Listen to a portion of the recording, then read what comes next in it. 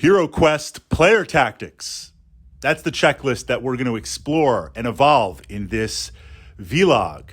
What's interesting about HeroQuest is that the game is one versus many, in that 4 heroes, or house ruling it up to 5 or 6, with all the expansions and custom heroes. I have run 6 hero games with a few adjustments, but multiple heroes going against an overlord, a player that controls the monsters, reveals the traps.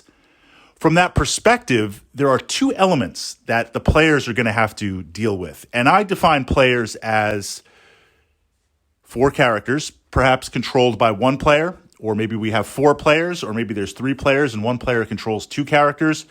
But essentially, characters, there's 2 elements that they're going to be going up against and the tactica that we want to explore. The first is the actual control that the overlord has. When the monsters spawn, how do they use them? How do you utilize the layout of the dungeon? How do you use, as an overlord, understanding what's ahead? The tactica of the direction that the players are going in the dungeon. What are they exploring? Where are they going?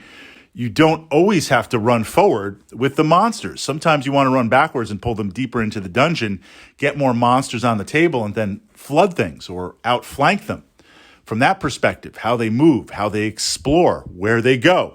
And I've pushed up to the playlist here, the HeroQuest playlist. We've explored overlord tactics. But that's the first layer that the players need to address and need to contend with, going head to head with an overlord. The second aspect involves the actual scenario, the actual quest itself, and the fact that HeroQuest is a random-based game on dice and cards. So we're going to look to control the random, influence the random, understand the random the best that we can, but depending on where we are in the game, sometimes we want to risk it all. Sometimes we want to be a little bit more conservative. Unless you're playing with me on the tabletop, I always go for the tabletop glory. Absolutely. So the first thing is the players. You're going to have an idea, a general idea of what you're going to encounter in the dungeon. The descriptions of the quests, the stock quests, they might mention orcs, they might mention a wizard, they'll mention a gargoyle, they'll mention other boss monsters located in there. So you have advanced knowledge.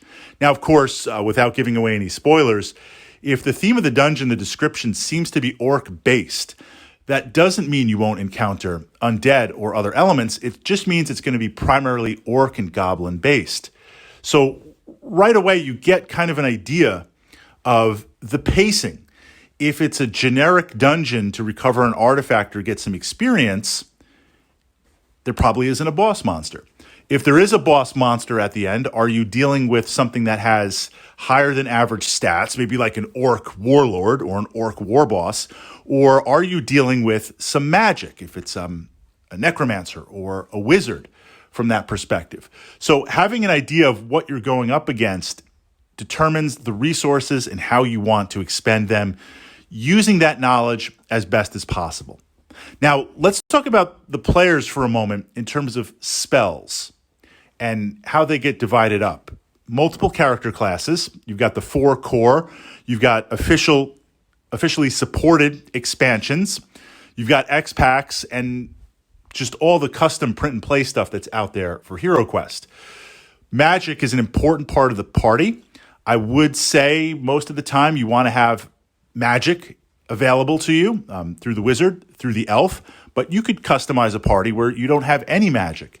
The key with magic is you expend those cards, and there are no refreshes. Generally speaking, without giving away spoilers, plan for it, there are no refreshes of those cards.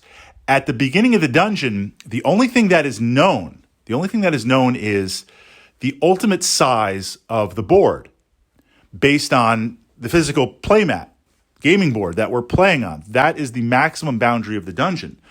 But some dungeons are bigger than others. Some dungeons are more complex. As soon as you enter that dungeon, you descend down the steps, you are now on a timer. You're on a timer. in that you're expending resources on the way to the end quest, which might be find an exit, recover an artifact, kill the war boss, or just get some experience, get in, get out. So in terms of spells, you really want to think. You really want to think about saving them and when to expend them. If you're fighting a monster that the barbarian or the dwarf can easily deal with, let them deal with it. Let them deal with it.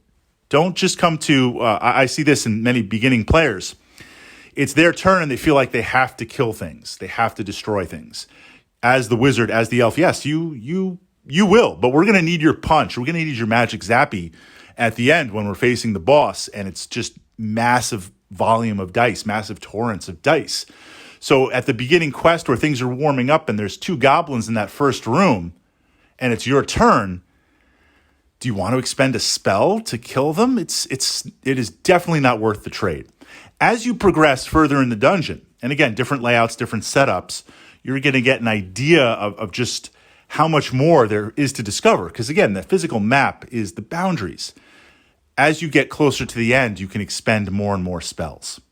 So really, really hand management, spell management, so important, so vital to the game and utilizing it. Now, let's talk about searching for a moment. As a player, personally, I go for glory. I go for greed. You know, the rogue class new release is just absolutely perfect for me in that perspective. But we're talking tactics here. If you look at the treasure deck, there are good cards and essentially bad cards. Good cards are loot, ranging from gold coins, which you can use after the quest, to potions and other things you'll find, which you can use immediately in the quest. Then on the bad side, there are traps and random spawn monsters. Ideally, probably, not always, all of those are mixed up. At the start of the game, that deck is full.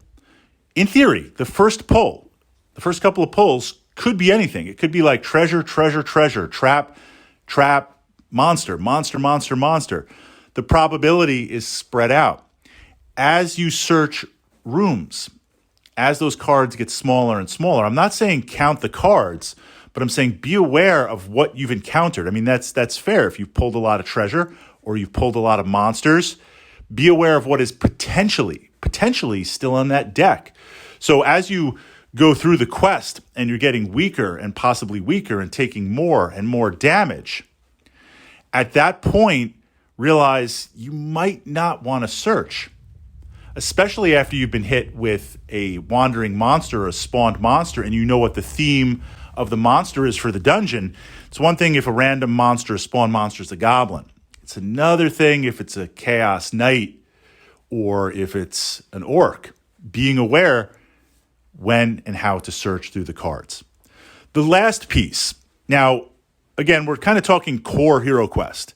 When we bring in the expansions, when we bring in the 3D printed stuff, when we bring in the custom stuff, which absolutely you should do, HeroQuest, the game system. I mean, this is essentially an open world system. Absolutely, we want to do that. In exploring this aspect of it, we're going to look at barbarian, dwarf, elf, wizard, those kind of character classes. You want to be able to cycle. I see the dwarf and the wizard or the barbarian or the wizard working as a team, essentially fighter class versus mage support class, those working together. Sometimes what you'll do is barbarian elf to support or dwarf wizard, being able to cycle back and forth.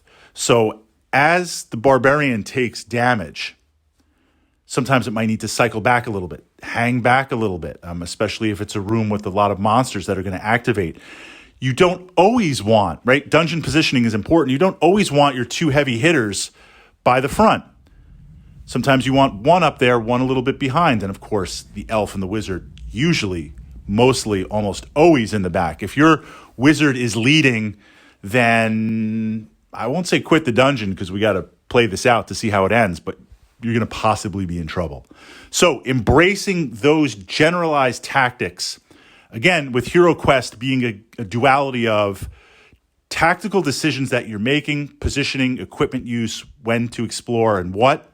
But at the same time, understanding, as it should be, to reflect the hazardous nature of a dungeon, there's going to be traps. There's going to be random stuff. There's going to be dice rolls. What can we do to sort of influence, tactically control them to give us the greatest chances of success?